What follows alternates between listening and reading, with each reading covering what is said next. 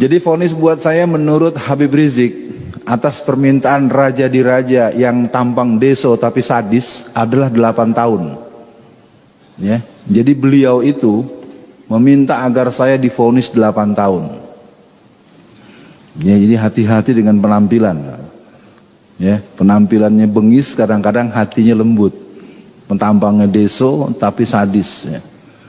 Dua-dua kasus saya, yang pertama eksepsi diterima alias harus bebas, yang kedua vonis bebas. Dua-duanya tidak bisa diteruskan, tapi vonisnya akhirnya 4 tahun. Padahal beliau minta 8 tahun. Antum tahu beliau ya? Nah, maksudnya sekarang kalau pakai nyebut nama lagi, pasal lagi gitu ya. Udah pakai beliau aja dah. Ya. Udah. Saya tutup saja dengan prosesi pengetukan palu ketika akan vonis, supaya jamaah juga dengar. Setelah saudara Alfian alias Alfian Tanjung melalui rangkaian persidangan bla bla bla bla bla, dinyatakan bahwa saudara Alfian tidak berkesesuaian dengan pasal yang disangkakan. Ayat 2, barang siapa orang yang menyampaikan sesuatu demi kebaikan bangsa dan negara bukanlah sesuatu yang bersifat kriminal, maka dengan ini saudara Alfian dinyatakan bebas. Tapi tetap dan yang ribut saya di kasasi itu bapak polisi. Ya, lucu ya. Kalau orang kan kalau udah di sidang urusannya kan antara kejaksaan dengan kehakiman ya. Konferensi pers. Ya, terutama jenderal-jenderal Kristen. Ya, saya akan katakan ini sekarang memang ada 50 jenderal Kristen di kepolisian. Bukan 20, 50. Nah, saya ngalami langsung. Karena sejak saya di sidang tanggal 16 bulan Agustus tahun 2017, sidang pertama aja itu ketika saya dibawa dalam keadaan diborgol, karena pengadilan itu penuh ramai, itu ribut. Kenapa Ustadz Alfian diborgol? Akhirnya sejak itu kata hakim, sejak hari ini persidangan Ustadz Alfian tidak boleh diborgol lagi. Nah, bolak-balik tanggal 27 Desember tahun 2017 sidang kasus di Jakarta. Kasus Jakarta itu adalah kasus yang merupakan saripati ceramahnya si Ciptaning yang mengatakan bahwa PDI Perjuangan dicoblos oleh 20 juta warga PKI.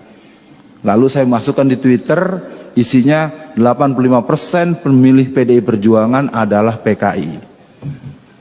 Ini ceritanya seperti orang curi motor Pak Budiman. Ada orang nyuri itu. Maling tuh, maling. Jadi yang ditangkap bukan yang maling, yang ngasih tahu. Kan lucu kan? Makanya ketika Bang Yusril jadi saksi, itu habis sama Bang Yusril tuh. Hakim segala macam, jaksa nggak bisa ngomong. Tapi ya begitu. Oke ya, jadi kesimpulannya saya masih seperti yang dulu, cuman mungkin kemarin udah kena lagi pasal di Sumatera Barat. Terus-terusan nih, saya dilaporin terus. Oke, cukup sampai di sini. Karena tadi ada amanat dari Pak Ustadz Budiman untuk menyampaikan hal-hal yang khusus.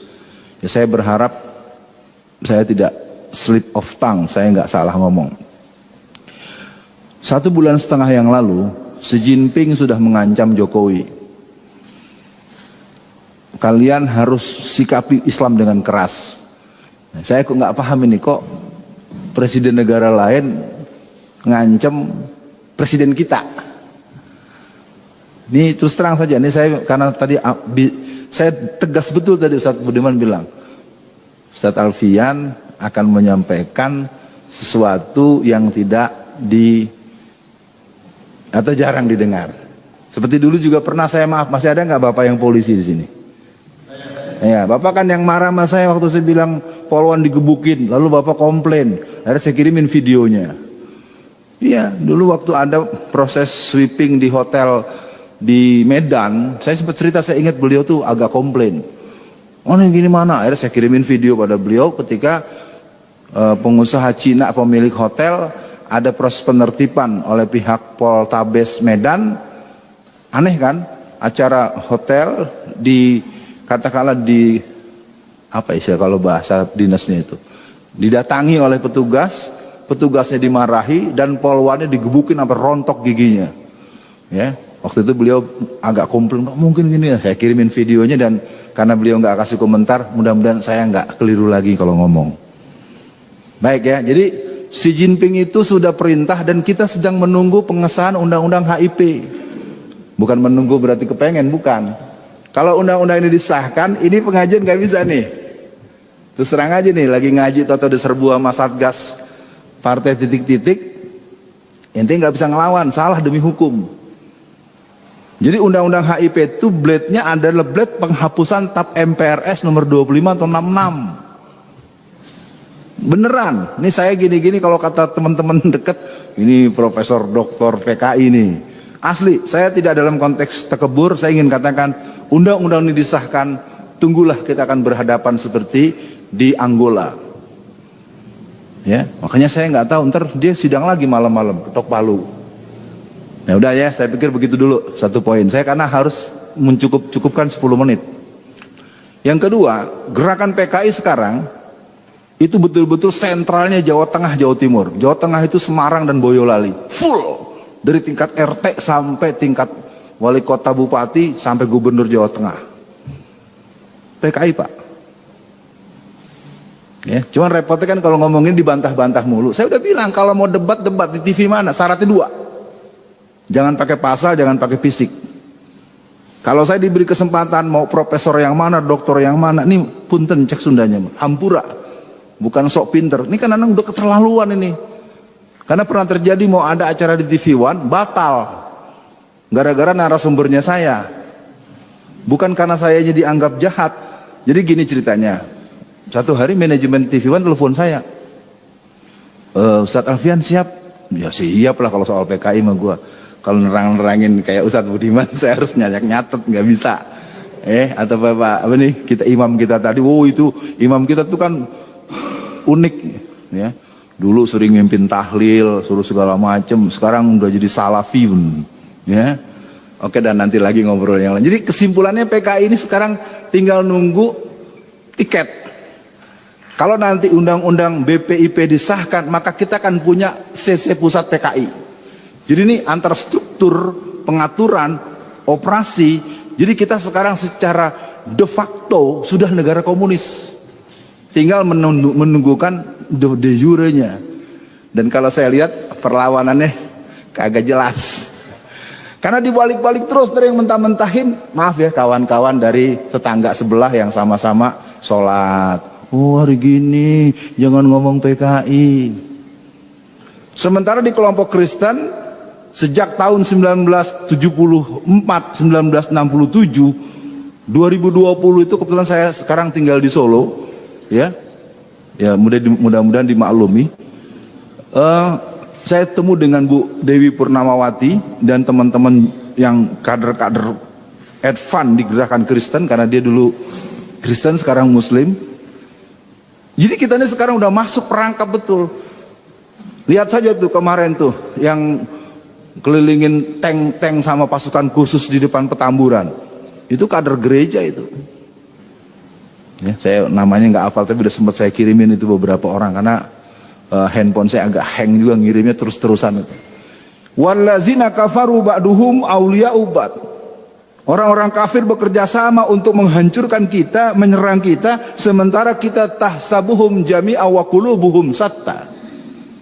Saya walaupun ilmu saya nggak sepadan dengan tuan-tuan guru yang mengajarkan tafsir, yang saya tahu ayat itu bukan buat kita. Allah turunkan ayat itu kepada Rasulullah. Salah satu kalimat yang terdapat dalam surat Al-Hasyr di ayat 14 kalau tidak salah, ada kalimat tahsabuhum jami'a wa qulubuhum satta. Kau lihat mereka seolah-olah bersatu, padahal mereka terpecah belah. Itu ternyata adanya pada kita. Itu ayat kan bukan buat kita itu. Tanya deh sama guru kita nih. Tanya ustadz-ustadz. Nah jadi kesimpulannya itu, satu lagi atau dua lagi. Nah ya, yang kedua narkoba. Ini mohon maaf Bapak yang pernah di kepolisian. Narkoba itu dalam pengetahuan saya selama 29 bulan dalam penjara. Real. Terkonfirmasi datang 250 ton tiap tahun. Ya, karena kebetulan saya ketemu dengan bandar-bandar besar yang asetnya triliunan dan di dalam itu banyak bunker-bunker yang isinya narkoba. Saya nggak bisa lagi ngomong dan nyerah udah. Ya, jadi kalau ada, jangankan saya yang sama-sama tahanan, Kalapas aja kalau mulai menyoal bulan depan ganti. Jadi dalam itu yang namanya bandar-bandar benar-benar jadi super body. Kita ketahuan punya handphone aja dimasukin sel tikus. Tapi kalau Cina-Cina itu pakai handphone tuh depan umum, pakai bahasa Cina lah segala macam. Wah, udah nggak ada harganya deh petugas kita. Mau yang petugas kepolisiannya, mau yang petugas lapasnya, yang nggak, kalau di hadapan Cina semuanya. Saya tidak menghujat lembaga loh, saya melihat langsung bagaimana mereka dibentak-bentak. Apalagi waktu saya ditahan di Makobrimob, itu kan saya di Makobrimob itu ya ceritanya penjara-penjaraan. Kalau udah jam 10 malam tuh sering dibukain sama komandan batalion. Saya kan imam musola, saya begini-gini imam musola Pak, imam musola jamaah 200 orang. Jadi kalau lagi nggak ada pengawasan dari Mabes Polri, gembok saya dilepas.